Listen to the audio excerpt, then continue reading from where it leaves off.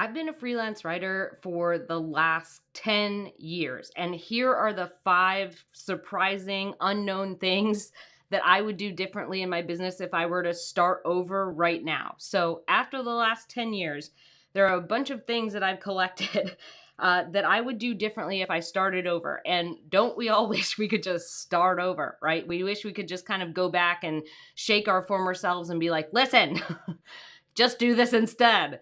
So I'm sharing those lessons with you today, and I'm just going to hop right into it. So number one, we're going with number one on here. So number one is I would stop living in fear and worry so much. Even now, even after 10 years as a freelance writer, hey Vicky, I love the wave. Even with 10 years as a freelance writer, there's a lot of times that I spend in fear and anxiety and worry over stuff that never happens. So if I could go back and start over, I would just go for it. I would stop worrying about all these things that aren't real and that never happen. There are these things that writers worry about all the time, like that there's like some sort of blacklist for writers who do things wrong, or like editors hate you, or like don't do this, or like no one will ever answer you. Like those things never happen. I would stop worrying about doing everything perfectly or like aligning everything in the right order, or else, perfectionism, right?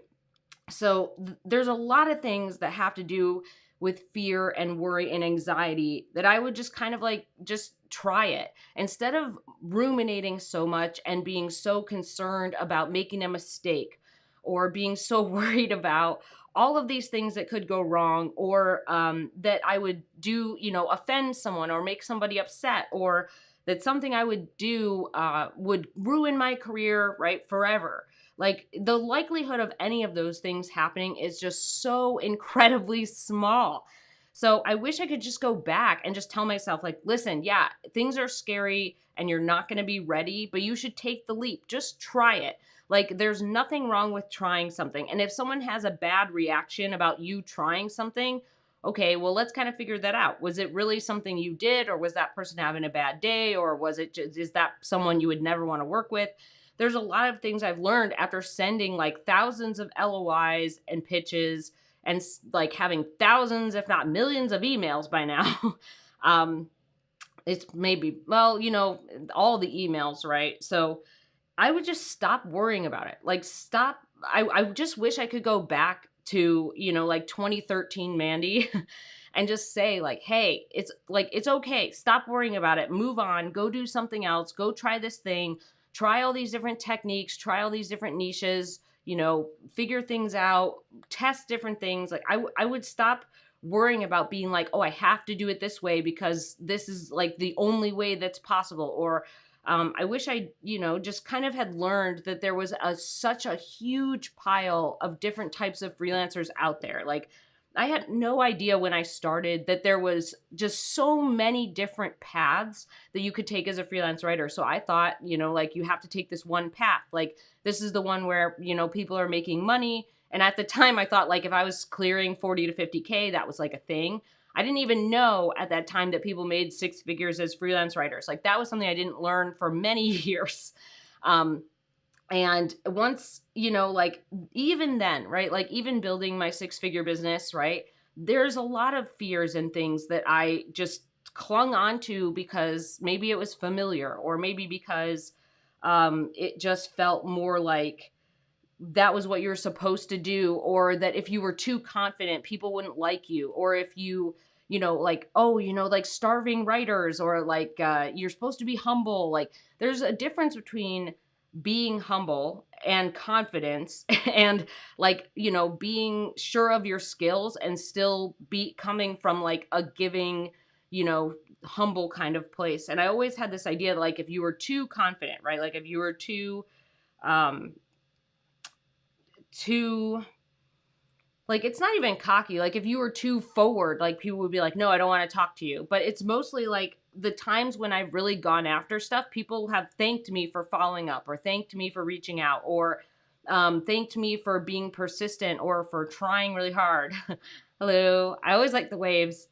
um yeah, so if you're starting out, like, please let go of a lot of fears. Work on that. Work on letting go of fears.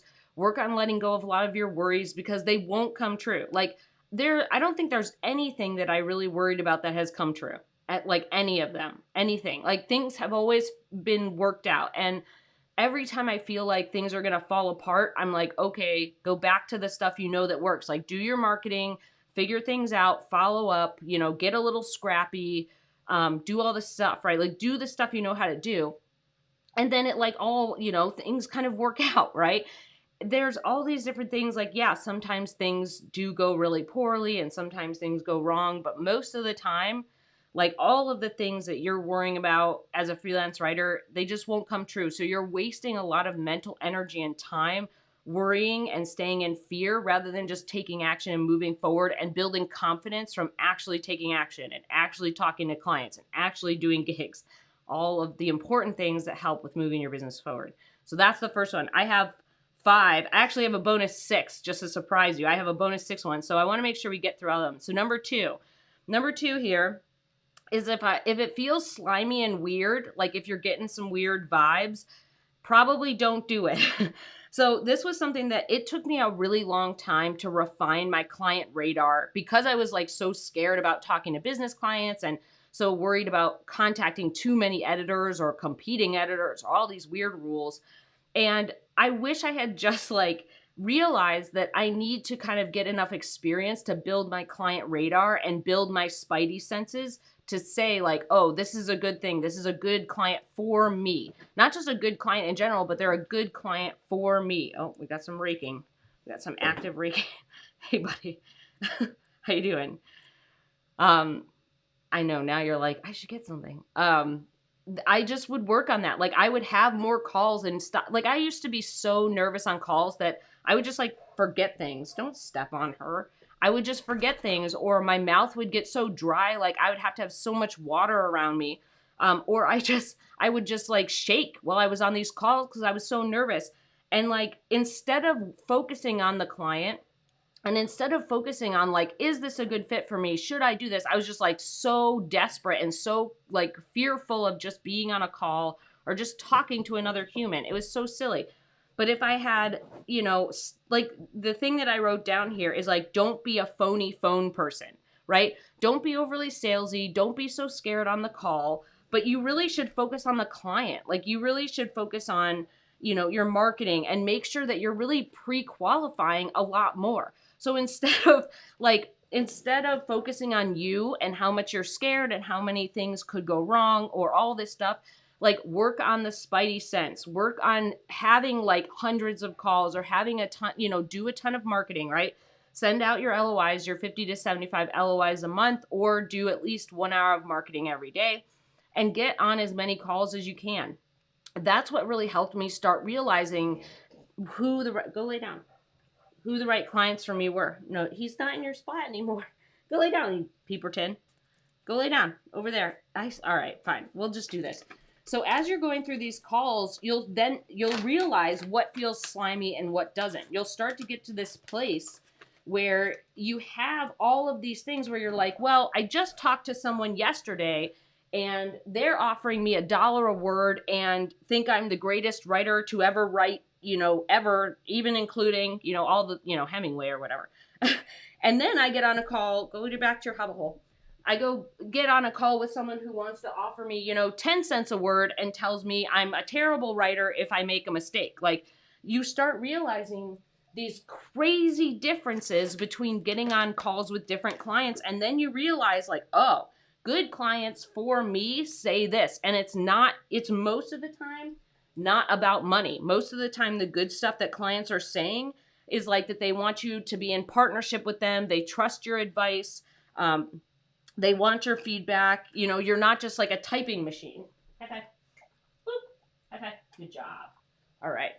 So you have to really start doing that. And for me, it's like, this is something I go over in the course. This is something I go over in Freelance Writer Wealth Lab, which is like green flags to look for and how to kind of like hone in on your client radar and how to figure that out. But it's something that's really important is like, you really have to start learning who's a good client for you. And the stark differences in your client calls will be crazy. Like I said, I've had that happen. Like I've gotten on a call with someone, and I've talked to them, or I've had an email with someone where I'm like, I usually charge $1 a word, and they're like, oh, we normally pay $1.25. And I'm like, sweet. The next day I get on a call with someone who's like, we want to pay you, you know, 10 cents a word to do this really complicated thing. And like, you should just be able to do this with no help. And like, if you screw it up, like you're a writer, blah, like it's so crazy. It's like you're living on two separate planets. And once you realize that, you're like, oh, I should definitely work with the people who are like, we pay $1.25. Does that work for you? And you're like, yes, I would love 25 cents more per word, right? And it's sort of this idea where you start learning the sliminess, and you start learning. That's how I feel. Is like I just get this grimy, slimy feeling. And it's just like, if I had spent more time in the early years working on my client radar and working on really what I needed what I wanted in a potential client, and how to actually pre-qualify my clients, ask the right questions on calls, put the right copy on my website and LinkedIn so I'm only attracting the right people, not be so desperate for work, because there is lots of work out there if you're willing to do your marketing and actually put yourself out there. And really take more calls and do more emails before I get on calls, right? So that I have I have information before I get on a call. So I kind of know, like, I'm only getting on calls with people who they're already kind of non-slimy, because I've already pre-qualified them with some email questions and information about the project. And I think that those things are super important. Hello. You got to go back to your hobble hole. Barry, why do you have to be in the middle? See, this is what she's upset about. Let's do a pup date. So Barry loves this idea of being in the middle, and it drives Charlotte nuts because she likes to have her own space. So Barry's down here, right? There he is. Barry's down there being a derp in the middle of the space, right? And then, oops, Barry's just like right out of the camera. Go back to your hobble hole. And Charlotte's like, I don't want to be that close to you. She's like, you're cool and all, but like, I need my own peppermint space, right? And so she doesn't like when he just kind of like, the camera is deceiving. They're like probably a foot apart. So that's like in her bubble zone of, all right, Barry, how about you go over here? There you go. Good job, buddy. Good job. Can you give me a high five? Yeah. Yeah. Good job. I'm also teaching Charlotte some new tricks, so maybe we can do those on the live stream Sunday. But yeah, so work on refining your client radar, pre-qualify more, get on more calls. And if it feels weird, it probably is. If someone wants to treat you like an employee and it starts feeling weird, it probably is. That's number 2. Let's talk about 3. Number 3 here. Number 3 is I would go bigger, faster. So what that means, and I'll tell you a little story about that. So back in 2017, 2018, I had this huge fear of working for businesses. I was so afraid to reach out to businesses. I had only really worked for publications and very tiny companies. At that point, like I didn't feel confident sending LOIs. I just felt like I was bothering everybody. I didn't get it. And I just spent all this time in fear. Like I was so afraid of just asking someone if they needed help with their content. Like, it's not complicated. Do you need help? I can help you. That's the end. I didn't get how simple that idea was. So back in 2017, 2018, I had an accountability buddy, and we used to motivate each other to reach out to businesses because we both had this fear of like just reaching out to businesses. Which, looking back, like I wish I could just shake myself and be like, they're just people. They're just people. They just happen to have a full-time job. Just ask if they need help. Move on with your day. And it's just like, I would just go bigger faster. I would go bigger in terms of revenue. Like I didn't understand the revenue ranges to go after these clients. I didn't understand that going to bigger companies meant easier work. And this is the craziest thing that I find was a fear I had and my students have had is I was so afraid that the bigger the company, they had these like huge expectations and I wasn't going to be able to do anything and they were going to think I was so dumb. But the easiest work I've ever done, okay, if you learn nothing from this video other than this, the easiest work I've ever done has been the highest paid every single time. Every single time, the most money I've ever made from an article or a case study or whatever, that has been the easiest stuff I've done every single time. And it's usually for these larger clients. It's either for, a Series C startup that has a huge pile of money, or it's like some kind of larger company that got bought by, or it's like a startup that got bought by a larger company, or it's something like when I wrote for Costco, that was super easy to write and I got paid very well to do it. I loved it. It was great. And it's just like all of these things, like we fear this idea of going bigger, faster. Like we think we have to be ready or we have to have all this stuff. And I have talked to writers, like I've talked to my students, and even whether it's in Freelance Writer Wealth Lab or whether it's in like one-on-one coaching, and they're like, yeah, I have 10 testimonials and I've written for 5 clients and I've, done all this great stuff. I have like 48,000 clips. And I'm like, what are you scared of? Like, what are you scared of? I had none of that. I had none of that. So when I was fearful of working for businesses, I didn't have any testimonials. I didn't have anything. I had nothing. And I was like so scared. And then I'm meeting these writers who have all these great things and they're like so scared because they imagine it to be way different than it is.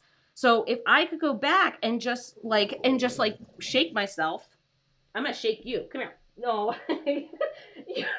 you're so ridiculous. She's like giving me high fives. She's like, I want something. If I could go back, I would tell myself, like, hey, the easiest work you will ever do will be the best paid work. The easiest clients you ever work with will be clients who have their shit together. And those are usually bigger clients. Like when you're working for solopreneurs, which I worked for a bunch of solopreneurs. I worked for a lot of smaller companies, and I spent a lot of time with these baby businesses. Like they were still trying to get their business up and running. Like their business wasn't even really fully formed. And I spent a lot of time with that. And I should have just gone for it. I should have just gone for, here you go, B, some startups. And I should have just gone for it in my niches. And I should have just tried more stuff. Like if I could go bigger, faster, like if I could go back, I would do it. Just go bigger revenue, bigger projects, bigger piles of marketing, bigger effort, not bigger effort, but bigger options, like looking around at a lot of stuff. Because if you're not marketing, you don't have options. And when you have options, you get to pick whatever you want to do, right? And that's really important to know. You have to be able to do the marketing, right? So that you can be choosy about who you work with and what you get paid, right? So number 3 here, the thing I would do is I would go bigger, faster. I would stop being so afraid of these big companies or with millions of dollars in funding, and realize that a lot of them have their stuff together. Here you go, buddy. Sorry, is that a little high for you? It's too high up.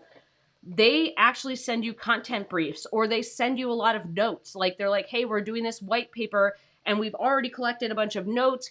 Let me connect you with the person to do the interview. Let me help you do all this stuff, right?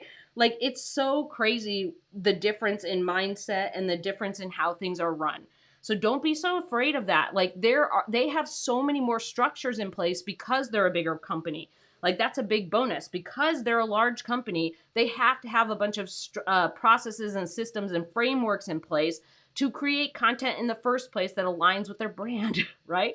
That's really important. So that's number 3. If you feel like this has been helpful so far, give it a thumbs up. If you feel like you want to learn more about building a high-earning freelance writing business or just building a freelance writing business you adore, subscribe.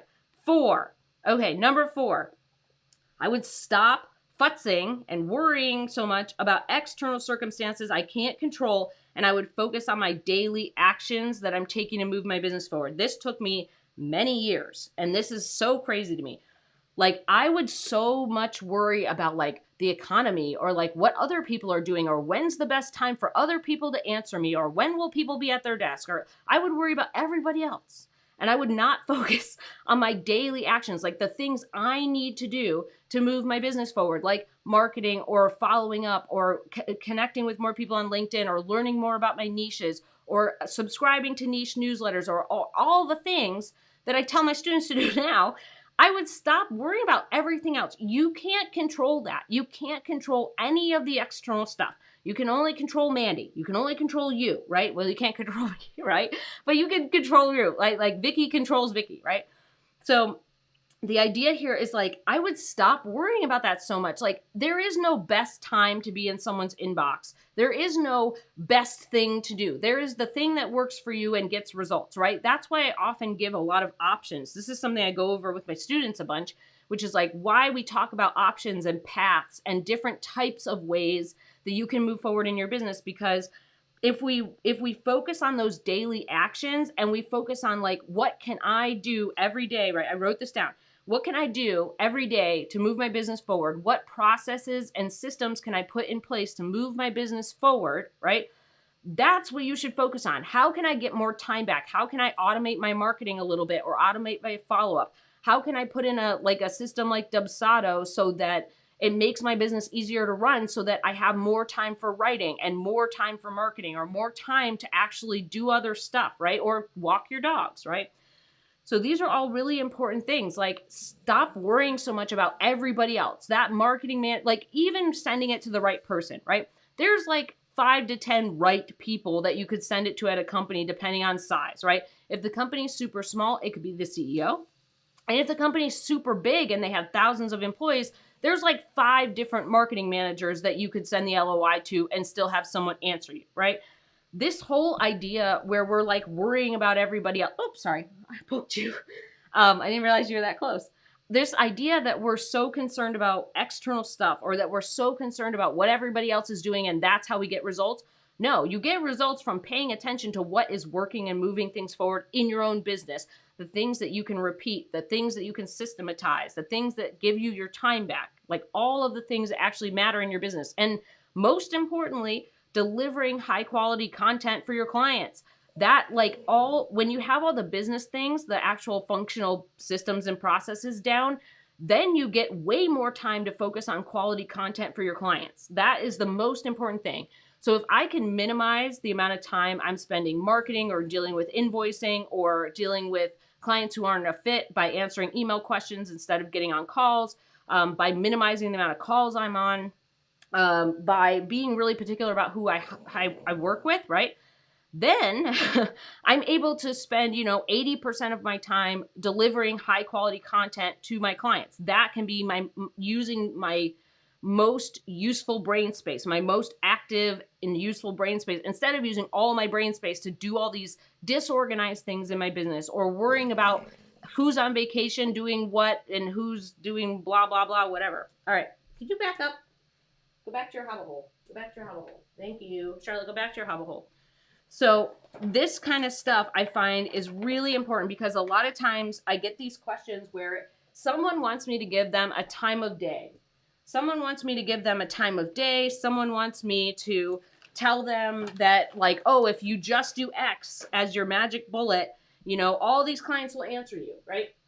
There is no magic bullet. Like, you have to be persistent and you have to keep going. There's a lot of things where it's just part of moving forward, but you have to pay attention to like tracking your own stuff. If I spent all my time now in my 6-figure business worrying about what everybody else is doing, I wouldn't have a 6-figure business, okay? Let me just say that to you. If I worried about what everyone else is doing, other writers, clients, stuff on LinkedIn, social media, external circumstances I can't control, I wouldn't have a 6-figure business. I would be stuck back where I was, worrying about all that stuff and not actually taking action because it seems futile, or because I feel like it'll never get noticed, or that everything else is out of control, so why try it? All these other bad thoughts I used to have. So, here you go, babe. I think it's really important to remember that. Like, you can't control anybody else but you. That's it. As much as you want to, and as much as someone like me with anxiety, where I want to control things, that's like something in my anxiety where when I feel really anxious, I really want to control. And it's just, it makes me feel like if it's controlled, then like I don't have to be anxious. But I'm telling you, like, you can't control anybody else or anything else except for just you as a solo person, right? So pay attention to that. Stop worrying about external stuff. Focus on the processes and systems and how you can deliver great content to your clients. And then everything will kind of like fall into place better. If you're using your mental energy and your brain space to focus on the things that matter most in your business, to growing it, to scaling it, to getting better clients, to actually creating really fantastic content, everything else kind of dominoes into that. Okay, so that's number 4. Number 4, hold on, we've lost the numbers. All right, number 4. Number 5. Remember, we have 5, and then we have a bonus 6 that I decided to add. So here we go.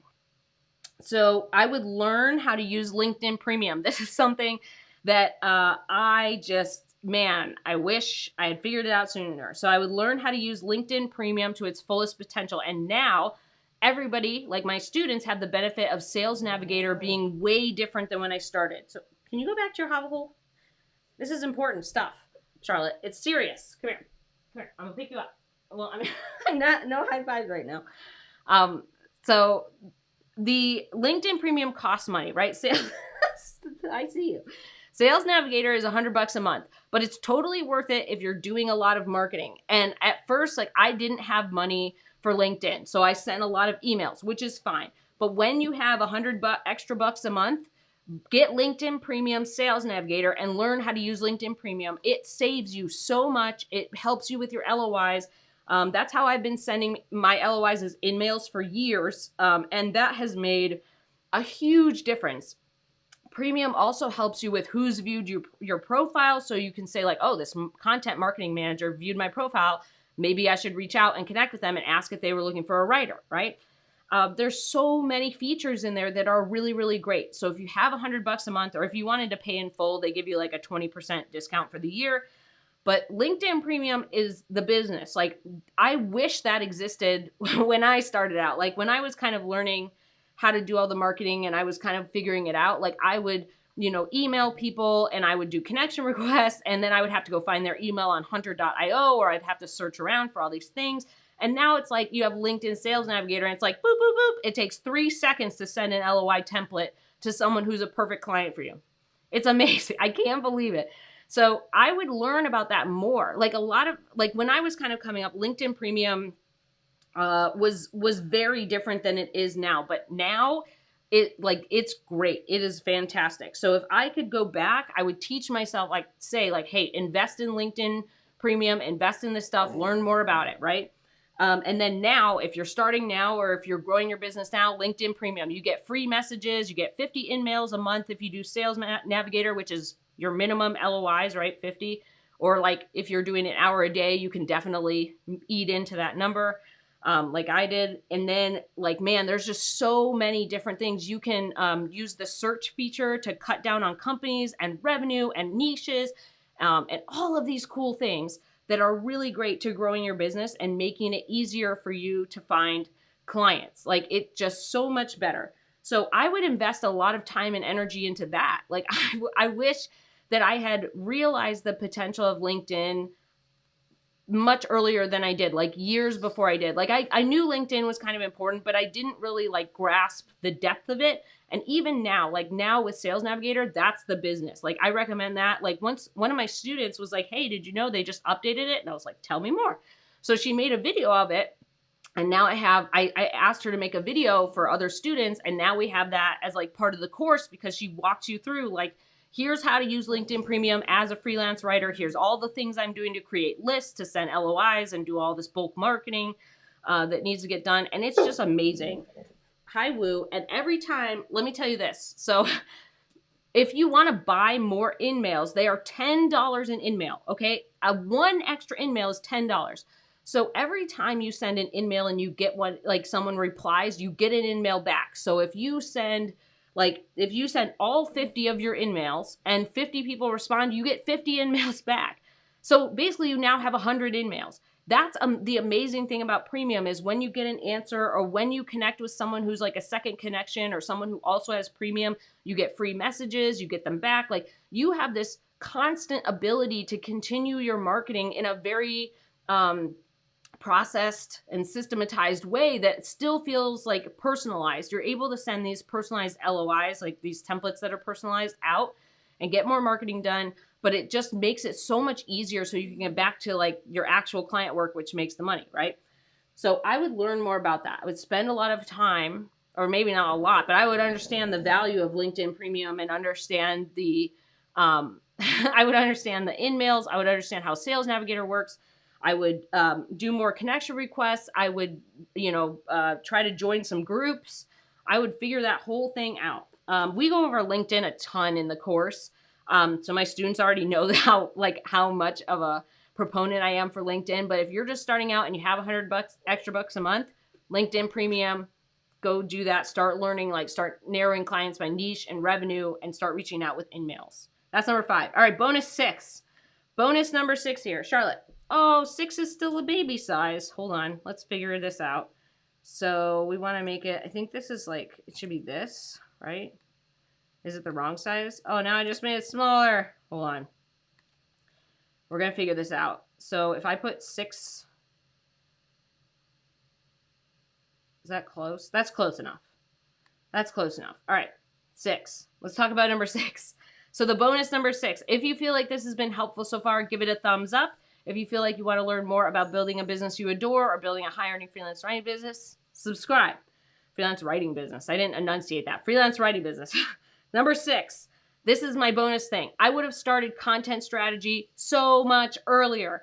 This is one of my hangups. This was one of the things that like I should have just stopped worrying so much, because once I started doing content strategy, I immediately realized, and this was something that if you haven't gotten content strategy templates from Adrienne Smith, go to Adrienne Smith. Her name is Adrienne Smith, Smith.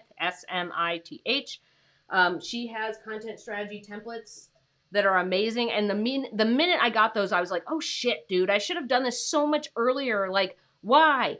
I would have started content strategy so much earlier, because you have all of these skills from creating content for years that the minute you start looking at the deliverables, like the things you need to turn in for your content strategy project, you realize like, oh, I've been doing this for like 3 years, but not charging anyone for it, right? So, man, if you are kind of working on coming up and working on growing your freelance writing business, I would figure out what needs to be done for content strategy. And I would do that, like learn those deliverables, learn what you need to do to figure it out, learn more about your niches. And then I would offer that as a service way earlier. Like I should have done content strategy many years before I did it. And man, that's a big regret I have. I guess it's not a regret. I don't regret it, but it's a mistake. I didn't realize how valuable that those strategic deliverables are for a company. And I also didn't realize how awesome it is to work on those projects. They're really fun. They're really fun to work on. They're really cool things that companies can use to move forward with their content. And it pays really well. It's really great. Hey, Marie, welcome. So man, if you are a freelance writer and you're kind of like a mid-tier, like you've been freelancing for a while, you've written for a bunch of clients, you understand the audience that client is going after, I would check out content strategy stuff. Like, yeah, Marie says Adrienne's deliverables are amazing. Yeah, Adrienne Smith's content strategy templates are fantastic. You should get them now. But there's so many things, like between a content audit and a competitor analysis and understanding the sales funnel, and putting things in place in terms of their editorial calendar and their content strategy deck and keywords that they might focus on and actually activating the plan. Like all of those things are things that I had been doing in different types of capacities, and I just never charged for it because I didn't get it. So I think that's a really important lesson. Like, I wish I could go back. It was something that if I started over, I would start researching content strategy immediately. I would start researching it and be like, cool, that's something I can move into. Who will teach me about that so that I can gain more skills and then eventually move into that as like my full offer, right? Like have an offer for that. And now I have like six different content strategy offerings that I have for clients. And man, like, it's just, here you go, buddy. It's just, I wish I had offered that sooner. Like, so I would go back and start researching it. And this is something I recommend for a lot of things where people are like, well, I don't know how to write a case study or write a white paper. And it's like, start learning about it now. Because once a client asks you, now you know how to do it, and it's not going to take you 8,000 hours to do it, and you're not going to make, 10 cents an hour trying to figure it out. Go learn about it now and then offer it to clients once you know how to do it, right? And this would have been the same thing with content strategy. Was I would have learned more about that pathway. I would have learned more that was an option for me, and learned about the deliverables and figured it out so that when I was like, okay, cool, I have enough niche experience and audience knowledge and these deliverables make sense to me that I feel like I can move forward with them and pitch that as a service or offer that as a service, then yeah, that would have been a lot better to do that earlier. So, I dropped it. It's down there. It's right there. So that's the bonus 6 one. If you ever thought you might want to check that out, check out content strategy, I would definitely do that. Or check out messaging and positioning, or check out any type of the marketing or consultative type services that we offer, that a lot of writers get into, because what ends up happening is you write a lot, so you learn a lot, and then you eventually are like, well, I should get paid for all this knowledge because I notice that my clients keep making the same mistakes with their content. I should be paid to help them before they make mistakes. So when you're getting to that phase, oh my gosh, why are you such a sass today? Check out content strategy, messaging and positioning, marketing consultation, brand messaging, all that stuff. All right. Those are all the things. I think so. Oh, the last stuff I want to talk about, because we are where we are. So, if you go, so right now, Freelance Writer Wealth Lab is open for enrollment. It's open until September 15th, so less than a week. So next Thursday, it'll close at 4 p.m. Central Time, and it won't reopen until April 2023. So if you want to check out the course and learn more about what's in there, go to mandyellis.com/course. And I want to make sure to tell you that there are the bonus master classes that I've been giving in the community. Those are available to course students now. And those are on SEO and content strategy. I had Adrian actually come in and teach about content strategy. It was amazing. I had one of my favorite editors come in and teach about articles and writing for magazines. We had an SEO class. We had a legal and contracts master class. All that cool stuff is included in the cost of the course. We also have a big tech library. So like I did a bunch of walkthrough videos. They're like pretty short, about how to actually, go to LinkedIn and do this thing. And so you never get stuck on the tech stuff. And those things, the master classes, will be part of this group of students. And then after 2023, all of the community will split, and I will make a paid part of the split. So there's too many things that I wanted to offer in the community. So having it in its current form is not working. So I want to make sure that I'm clear that this is the last group of students who gets the community stuff for free. So every class starting April 2023, after the 10 weeks of the course, the 10 weeks of community will always be included in the course forever and ever, but the post-course community will become a paid community after the April 2023 class. So the April, once we get there, you will have 10 weeks of the course community, and then it'll split off. So this is the last group of students that will be able to be grandfathered in for free. You will be able to be in the community for free forever and ever, and everybody else will be moved into the post-course community after April 2023 will be a paid membership. So if you want to check out the course and learn more about how to build a high-earning freelance writing business, we go through all this stuff. We go through inbound marketing, your LOIs, your LinkedIn. We go through all this stuff with LinkedIn, all the stuff with your website. We go through outbound marketing with your LOIs and pitches, and finding good clients and what is a good client. We also go through how to actually get your work done, set up your schedule, get tools in place. I also asked my 6-figure freelance friends to come in and do a call and answer all your questions. So you will get that. I have, they make between 100K and 300K. And they came in and taught a whole bunch of stuff about building a 6-figure business. So we have a ton of cool stuff in there. And if you want to check it out, it's mandyellis.com/course. And it's open until September 15th at 4 p.m. Central. Then it'll close until April 2023. So if you're interested in enrollment and you want to stay in the community for free, now's the time. So if you're interested in that, feel free to pop over there. Also, there's a little video box on the page. So if you have any questions, pop a little video in there, ask me a question. I will pop you a video back and give you an answer. So I hope that this was helpful. I hope that all these weird, they're not even, I guess, they're definitely things that I didn't really think of until I came up with this topic idea, like things that I wish I could go back, or things that I, are mindset things, or things about offerings that I would have, or, just trying to push myself out of my comfort zone earlier and stop worrying about what everybody else is doing, right? So I hope that this was helpful. I hope it's helping you build a better freelance writing business. We're here every Friday at noon Central Time for the live stream. And I hope that you guys have a great weekend. Bye.